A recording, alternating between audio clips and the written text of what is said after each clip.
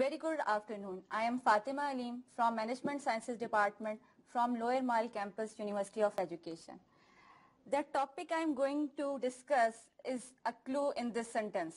I would like to know from your side what should be word fit in this blank. The teachers are providing their dash to the institution. So I am dealing here with services marketing. Formally, service marketing is defined as any performance or act that is done by one party to the another as an intangible form. It doesn't result in any ownership of product.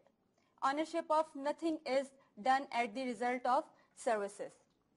Services marketing is done for three types of main institution.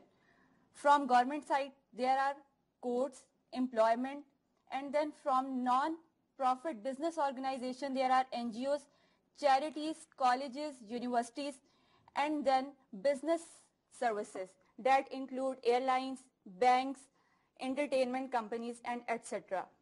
What are the characteristics that make services marketing a challenge for a marketer? What do you think? How services marketing is difficult? Because it cannot be separated from a person. Product is the end result that comes after a very big machinery process. But services is attached with a person. A teacher is responsible. If a teacher is not a quality person of education, of level of education, then our services quality decline at once. Then it is a perishable. It means it cannot be stored. Then it is variable, that it varies from time to time. Sometimes teachers are ambitious, sometimes they are tired, or maybe some other emotional factors that result in lower quality of a performance of a teacher. Then it's intangibility. Intangible means it cannot be seen, it cannot be touched or smelled. It is something that is performed at the time when it is produced. The service, how we can improve services and how we can market them. Services are the factors that depend on a person's performance. So first we have to select a person who is trained, motivated, and then educated further. Then we should provide them an environment that is comfortable and enhances his satisfaction that result in good performance towards customer. Then customers who are satisfied result in profit oriented.